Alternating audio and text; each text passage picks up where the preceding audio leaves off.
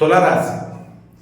ఈ తులారాశి వారికి ఏప్రిల్ నెల 2024 సంవత్సరానికి గాను ప్రొఫెసర్ డాక్టర్ ముల్లపూడి సత్యనారాయణమూర్తి నేను మాస రాశి ఫలితాలు చెప్తున్నాను.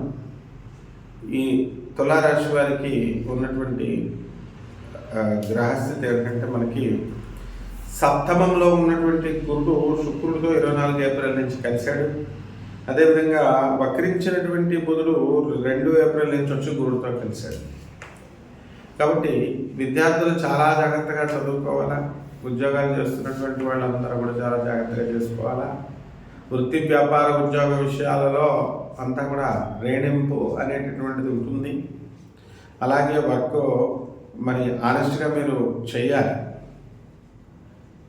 అలాగే వర్క్ లోడ్ ఎక్కువై ఆఫీసర్ల హెరాస్మెంట్ అనేటటువంటిది ఎక్కువగా మీకు ఉన్నప్పటికీ కూడా మీరు పట్టించుకోవాల్సినటువంటి అవసరం లేదు. ఈ తులారాశి వాళ్ళు ఎప్పుడూ కష్టజీవులు వీళ్ళు.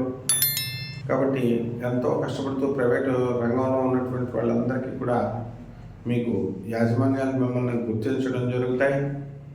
అలాగే మీకు రకరకాల ఇన్సెంటివ్స్ వస్తున్నప్పుడు అడిగి మీరు తీసుకోవాల్సినటువంటి అవసరం ఉంది. అలాగే మనకి ఈ వ్యయములో ఉన్నటువంటి ఈ యొక్క కేతు మనకి భక్తి తీర్థయాత్రలకి ఈ నర్మదా పుష్కరాలకి వీటన్నింటినీ కూడా ఈ తులారాశి వాళ్ళని తీసుకువెళ్ళడం జరుగుతుంది. అదేవిధంగా ఎవరైతే విద్యార్థులు ఉన్నారో అటువంటి వాళ్ళంతా కూడా మరి చదువుకోవాలి బాగా.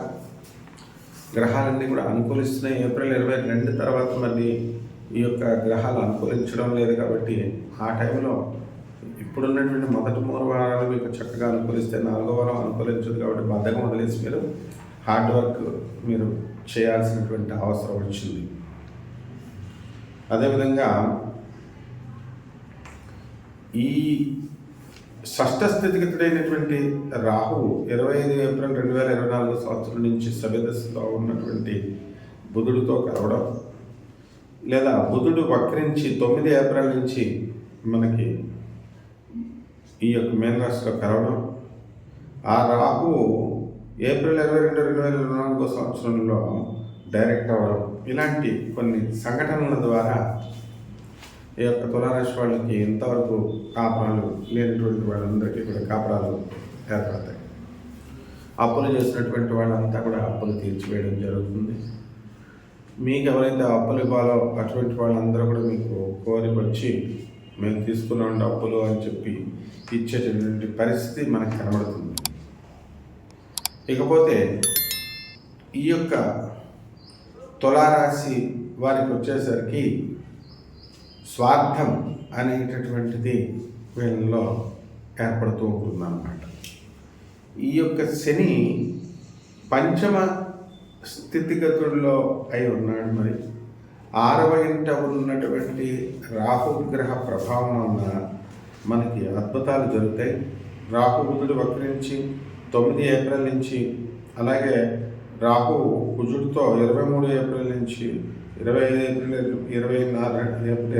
2024 సంవత్సరం రాహు ఇవన్నీ కూడా మీనరాశి ప్రవేశం చేయడం, తద్వారా మనకు అద్భుతమైనటువంటి ప్రయోజనాలు లాభాలు మనకి కలగడం, ఇవన్నీ కూడా మనం చూసుకోవాల్సినటువంటి అవసరం ఉంది. వివాహాలు కానటువంటి వాళ్ళకి వివాహాలు లేవు. అలాగే సంతానం లేనటువంటి వాళ్ళకి ఎవరికి కూడా సంతానం కాదు. ఈ విధమైనటువంటి రెమెడీస్తో కనుక మీరు తులారాశి వాళ్ళకి వెళితే కాస్త మనకి మనశ్శాంతి అనేటటువంటి లభించడం జరుగుతుంది. అది ఏమిటంటే, ఈ యొక్క గురు జపం చేయండి, గురు స్తోత్రాలు చదవండి, గురువుకు కిలోంపావు ఈ యొక్క శనగల్ని పసుపు వస్త్రంతో మీరు కనుక పేద బ్రాహ్మణకు ఉదయం 6 గంటలకి దానం చేసినట్లయితే ఈ యొక్క దోషాల నుంచి మీరు బయటపడగలుగుతారు. అదేవిధంగా ఈ యొక్క